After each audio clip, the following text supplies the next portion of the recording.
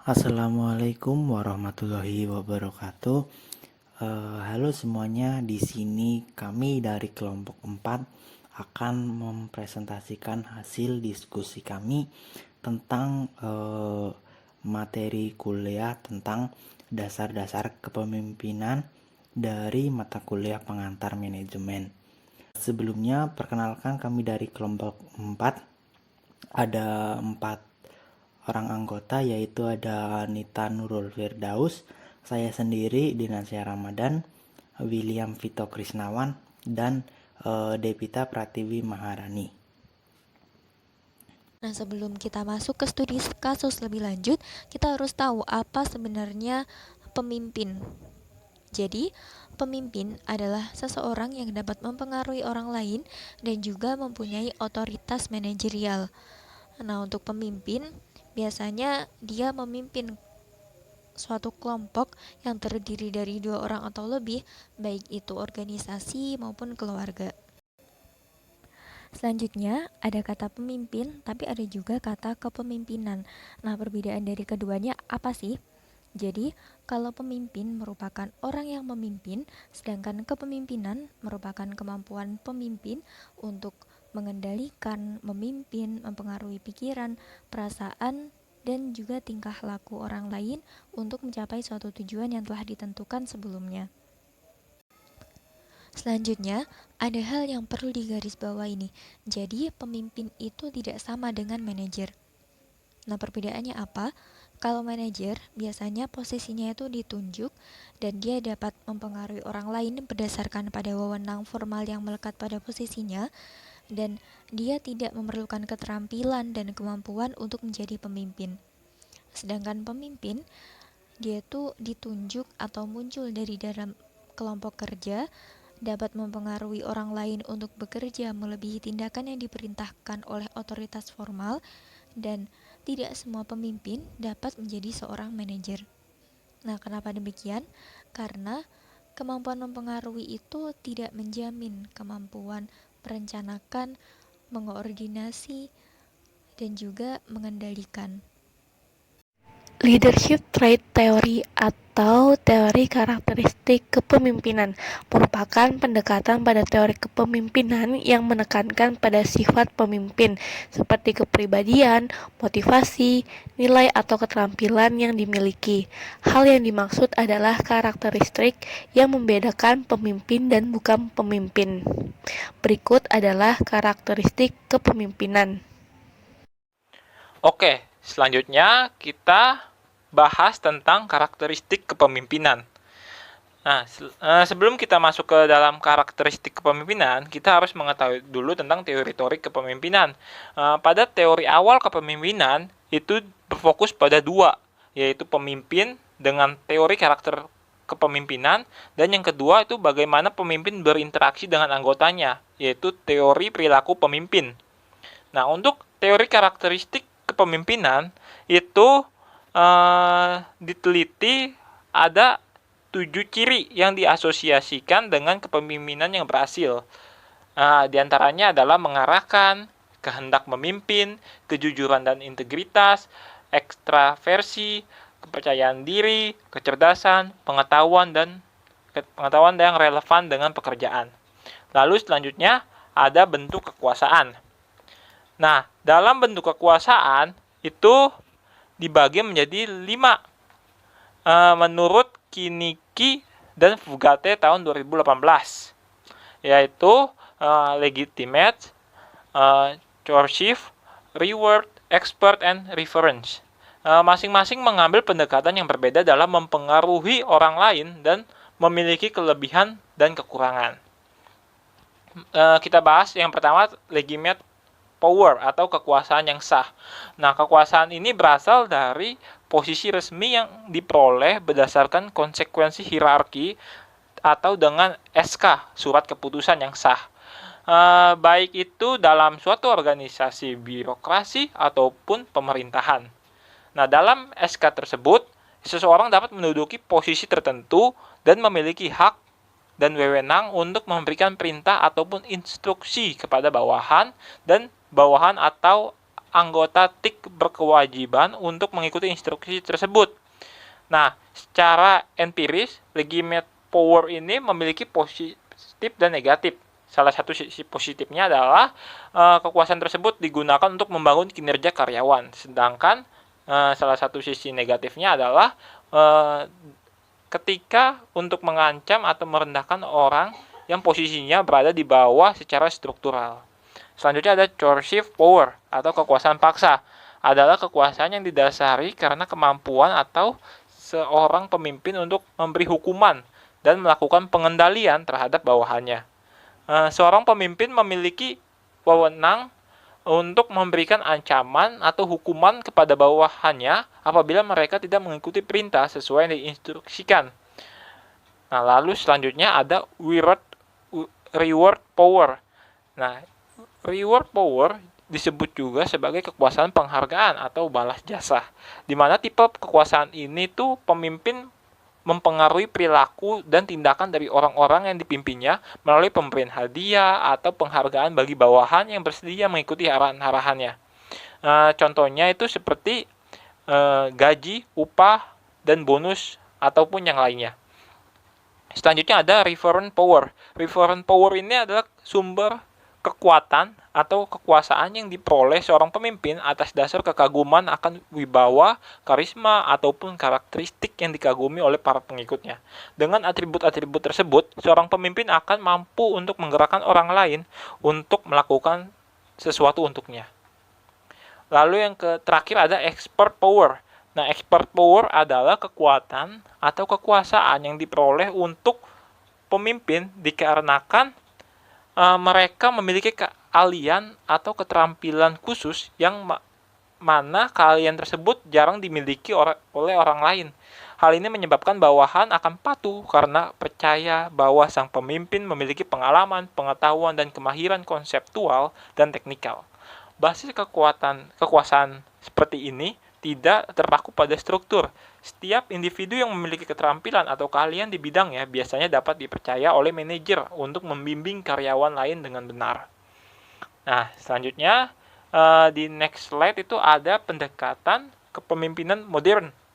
Nah, pendekatan kepemimpinan modern itu dibagi menjadi 3, yaitu kepemimpinan transformasional, transaksional, kepemimpinan karismatik visioner, dan kepemimpinan tim.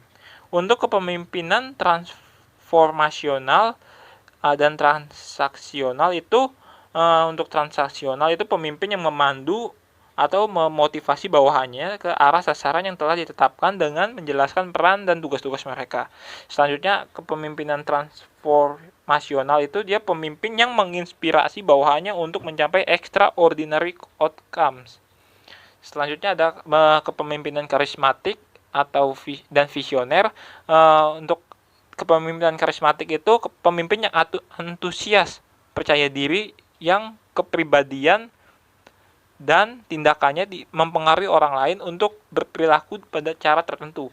Nah, untuk kepemimpinan visioner itu pemimpin yang menciptakan dan mengartikulasikan visi masa depan yang menarik, realistik, dan kredibel yang memperbaiki situasi saat ini. Lalu yang terakhir ada kepemimpinan tim. Nah, kepemimpinan tim ini adalah pekerjaan pemimpin tim untuk mengelola batasan eksternal tim dan memfasilitasi proses tim dengan membina, memfasilitasi, menangani masalah, mereview kinerja tim dan individu, melatih dan berkomunikasi. Lalu di next slide itu ada gaya kepemimpinan. Gaya kepemimpinan itu dibagi menjadi 6. Nah, untuk yang pertama itu coercive leader, di mana artinya itu pemenuhan permintaan dengan segera. Lalu yang kedua itu ada authoritative leaders, itu mengarahkan orang-orang ke arah sebuah visi. Yang ketiga ada affiliative leaders, yaitu membentuk ikatan emosional dan keselarasan. Yang keempat ada democratic leaders, yaitu membangun konsensus melalui partisipasi.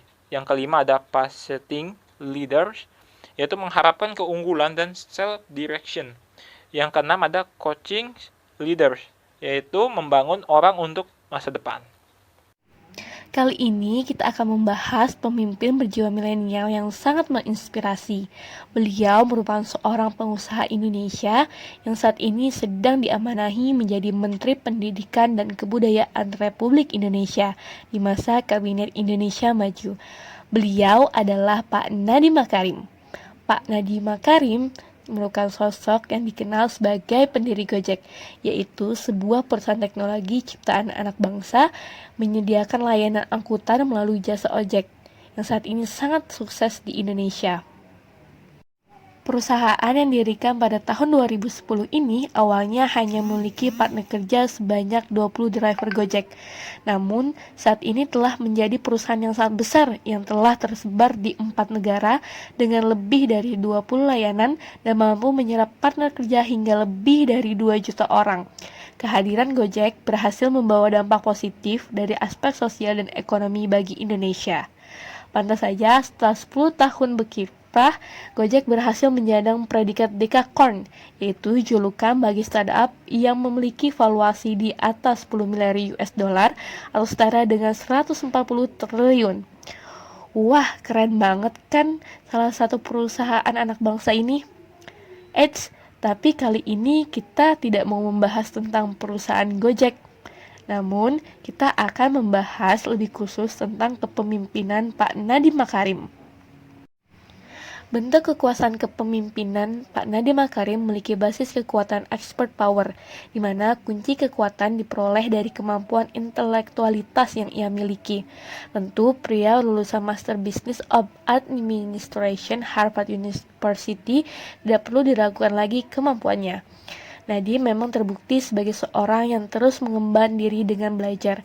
Ia merupakan pemimpin yang sangat inovatif dan cerdas dalam melihat peluang yang ada, menjadikan peluang tersebut sebagai ruang untuk mendapatkan profit, sekaligus memperbaiki keadaan sosial ekonomi masyarakat. Nadiem mampu menggunakan kekuasaannya dengan cara yang bertanggung jawab, etis, dan efektif. Dampaknya dari penggunaan kekuasaan expert power yang digunakan adalah dapat diterima oleh bawahan, sehingga bawahan memberikan reaksi berupa komitmen yang sangat kuat terhadap perusahaan. Para pekerja dan partner kerja Gojek memberikan komitmen pada organisasi yang mengarah pada keterlibatan dan loyalitas. Sebagai seorang Menteri Pendidikan, Pak Nadiem Makarim memperoleh kekuatan legislative power dari posisi resmi yang saat ini ia emban. Pak Nadiem Makarim menggunakan kekuasaannya secara positif dengan kejujuran dan integritas tinggi untuk mengubah sistem pendidikan di Indonesia menuju keadaan yang lebih baik. Berikut kebijakan dari kepemimpinan Pak Nadiem Makarim, yaitu Kampus Merdeka, penghapusan UN, dan perombakan dana BOS untuk menuju pendidikan Indonesia yang lebih baik. Berdasarkan leadership trait theory, Nadiem merupakan seorang pemimpin yang memiliki karakteristik yang membedakannya dengan pemimpin lain, yaitu kecerdasan karakter, kesadaran, terbuka terhadap pengalaman, stabilitas emosi, keterampilan komunikasi, dan kecerdasan emosional. Berdasarkan karakter tersebut, Pak Nadiem dapat mensinergikan kemampuan atau keterampilan yang ia miliki, baik itu dalam keterampilan kognitif, interpersonal, bisnis, dan strategi, untuk menunjang kepemimpinannya. Saat masih menjadi CEO Gojek, kepemimpinan Pak Nadiem termasuk ke pendekatan modern, yaitu kepemimpinan transformasional dan kepemimpinan visioner, di mana Pak Nadiem mampu mengubah pengikut atau karyawannya untuk mengejar tujuan organisasi daripada kepentingan diri sendiri untuk mencapai visi ke depan. Sehingga secara sinergis dapat mengubah perusahaan dari yang semula hanya perusahaan startup kecil menjadi perusahaan super dan berstatus Dekakorn. Selain itu, saat menjadi menteri, Pak Nadiem juga menunjukkan kepemimpinan yang visioner, ditujukan melalui kebijakan kampus mereka yang mendukung mahasiswa untuk bisa belajar di rumpun lain selama 2 semester. Hal ini dilakukan untuk mendorong mahasiswa dapat menguasai berbagai ilmu untuk menunjang kebutuhan industri yang semakin pesat pada zaman ini. Sebagai seorang menteri, beliau juga menggunakan kepemimpinan demokratis dan kepemimpinan partisipatif, yaitu membangun konsensus melalui partisipasi sesuai dengan situasi, di mana terbukti saat Pak Nadiem Makarim menerima audiensi mahasiswa pada tanggal 6 Juni 2020 yang ingin menyuarakan keresahan yang dirasakan oleh seluruh mahasiswa yang ada di Indonesia. Pak Nadiem Makarim memberikan ruang aspirasi kepada mahasiswa untuk menuangkan keresahan dan ide yang dimiliki untuk terciptanya kebijakan yang berdasarkan fakta lapangan. Kesimpulan, sebagai seorang pemimpin, Pak Nadiem Makarim memiliki kepribadian yang baik untuk menjalankan kepemimpinannya. Beliau mampu menjalankan kekuasaan untuk tujuan yang positif ke arah pembangunan sosial ekonomi masyarakat, baik saat menjadi CEO Gojek maupun saat menjadi Menteri Pendidikan seperti sekarang ini. Beliau menggunakan gaya kepemimpinan yang menyesuaikan situasi sehingga mudah dipahami oleh bawahan.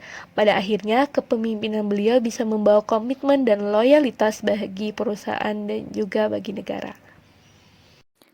Sekian presentasi dari kelompok 4. Terima kasih teman-teman yang sudah menonton dari awal sampai akhir. Semoga ilmunya dapat bermanfaat. Kurang lebihnya mohon maaf. Wassalamualaikum warahmatullahi wabarakatuh.